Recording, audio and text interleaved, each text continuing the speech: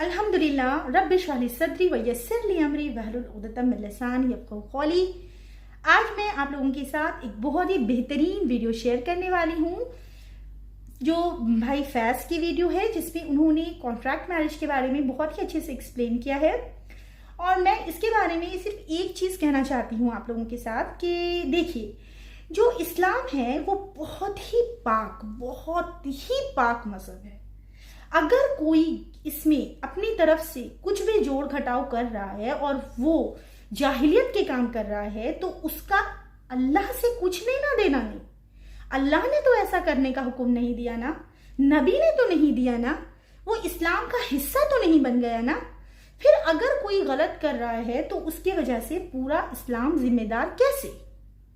मैं आपको एक मिसाल देती हूँ।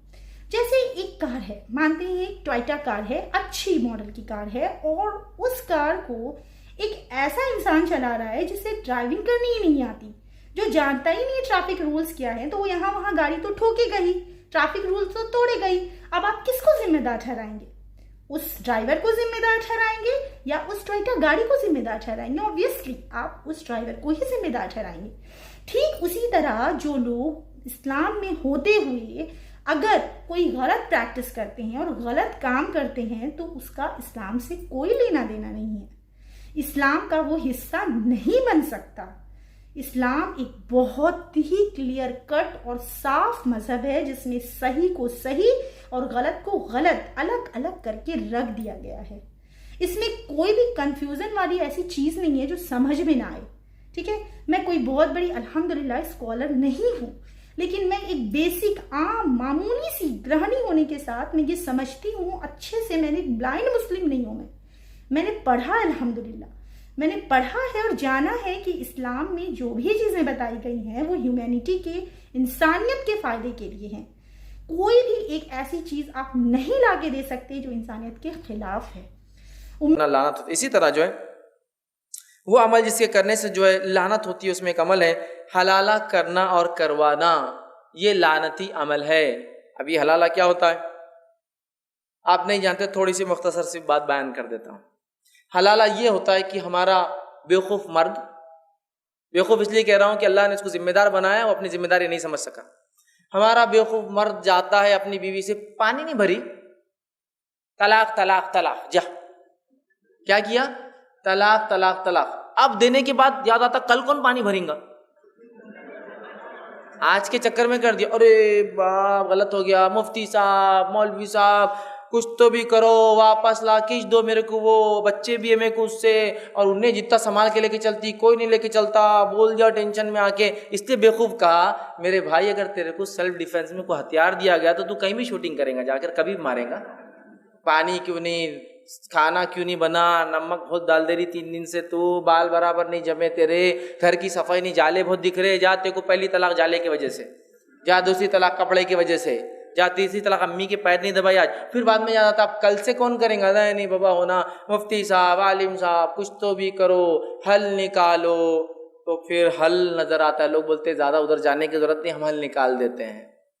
हल क्या है, आपकी बीवी का एक कॉन्ट्रैक्ट मैरिज होगा, एक शादी की जाएंगी जो पहले से तयशुदा होंगी कि वह निकाह होगा, निकाह के बाद 2-5 दिन वो मर्द जिससे शादी होंगी उसके साथ रहेगा, और ये तय किया जाएगा कि साथ रह के वो अमल करे जो मियाँ बीवी करते हैं, इसलिए कि उसके बगैर उसका निकाह नहीं माना जाएगा। फिर उसके 8 दिन बाद ये पहला शौहर जाके बोलेंगे भैया आप छोड़ दो उसको आप, तो वो बोलेंगे ठीक है जाओ, तलाक तलाक और तलाक। फिर ये अपनी बीवी को वापस ला लेंगे अपने निकाह में। इसको बोलते हैं हलाला। लेकिन ये हलाला शरई हलाला नहीं, ये मरवज्जा इंसानों का अपना घड़ा हुआ हलाला है। शरीयत का हलाला क्या, पहले बताना। शरीयत का हलाला ये है कि एक मर्द शरई वजूहात की बुनियाद पर अपनी बीवी को एक तलाक कहे, और एक तलाक कहकर छोड़ दे, 3 हैज़ के बाद वो खुद उसके निकाह से निकल जाएंगी। ये तलाक़ अहसन है, तलाक का देने का सबसे अच्छा तरीक़ा है।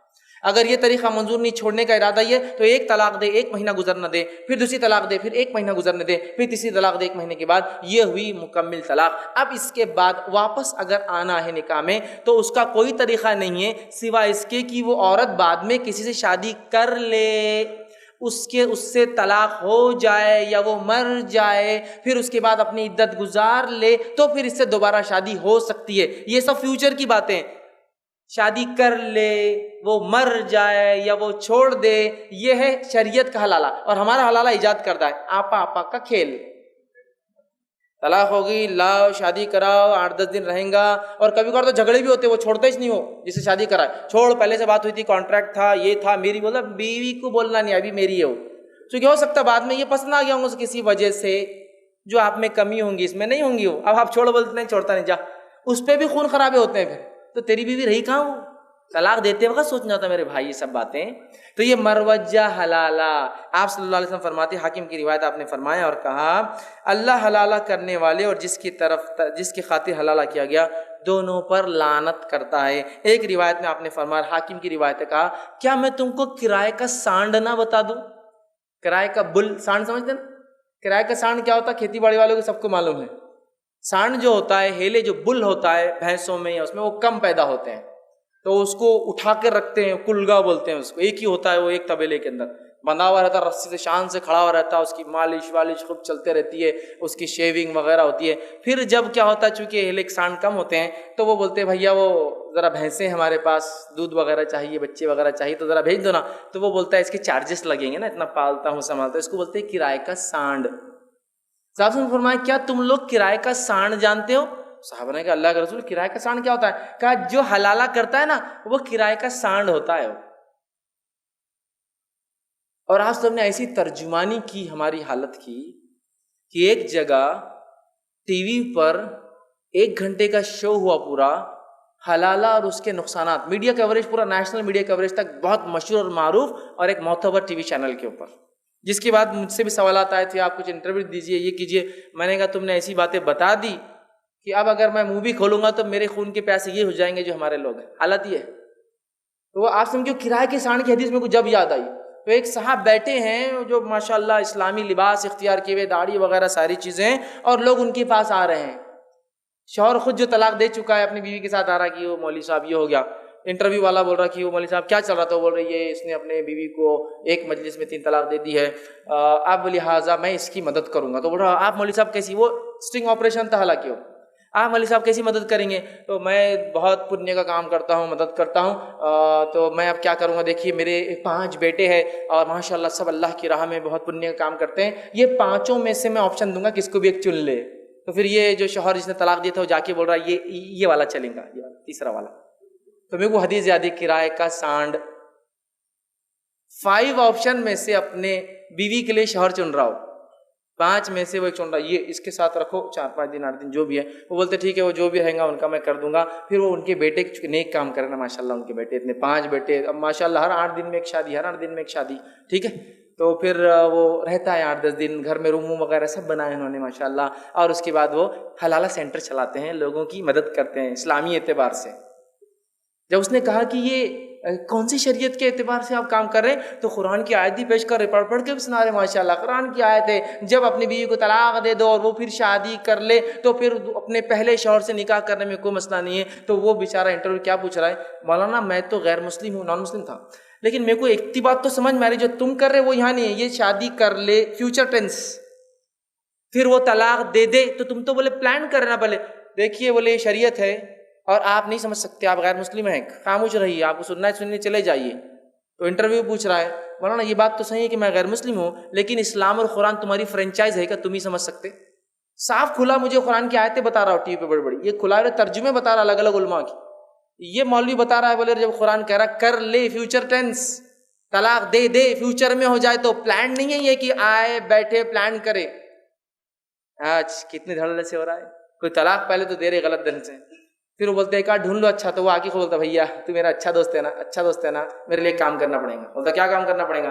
بھیا 8 دن کے لیے میری بیوی شادی کرنا پڑے گا۔ نہیں دل سے تو رہتا ہے اس کے، لیکن اور نہیں یہ نہیں ہو سکتا بھیا، لیکن چل تو بول رہا تھا ٹھیک۔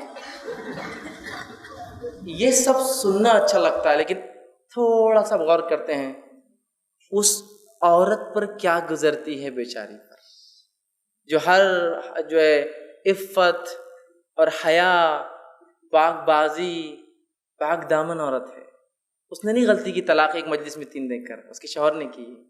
اب وہ بولتا ہے غلطی کرے تو اور غلطی کروں میں، اور اپنی بیوی سے بولتا رہے، کس دل اور جگر سے پتہ نہیں وہ بولتا ہے، اور وہ بیچاری کیا کرتی ہے، تو اس نے ان لوگوں کی بھی انٹرویو جن عورتوں نے کہا، تو کئی عورتیں جو پاک دامن پاک باستی کہا پہلے شوہر نے اگر چھوڑ دیا، اگر یہ طلاق ہو جاتی ہے، یہ عمل تو ہم نہیں کر سکتے، خودکشی پسند ہے اس کے مقابلے میں۔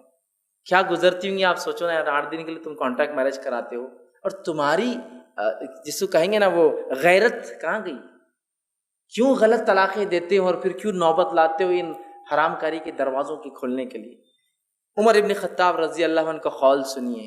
بہت سے لوگ بولتے ہیں حضرت عمر کی تم لوگ نہیں مانتے، حضرت عمر کا قول سنیے حلالہ کے تعلق سے، غور سے سنیے۔ عمر ابن خطاب رضی اللہ عنہ فرماتے اور کہتے ہیں، حلالہ کے تعلق سے آپ سے پوچھا گیا، آپ نے کہا اس شخص کے تعلق سے پوچھا گیا جس کے لیے اس کی بیوی کی حلالہ کرنے کی نیت سے نکاح کرتا ہے، تو آپ نے اسے زنا قرار دیا اور کہا ایسا شخص مجھے ملے اور شادی شدہ ہو تو اس کو رجم کروں گا، سڑک پہ لا کے زندہ ماروں گا اس کو، حلالہ کرنے والے کو۔ عمر ابن خطاب رضی اللہ عنہ کا یہ قول ہے، اور مصنف ابن ابی شیبہ مشہور اور معروف حدیث کی کتاب میں یہ قول آپ کا نقل کیا گیا ہے۔ ٹھیک ہے، اسی طرح وہ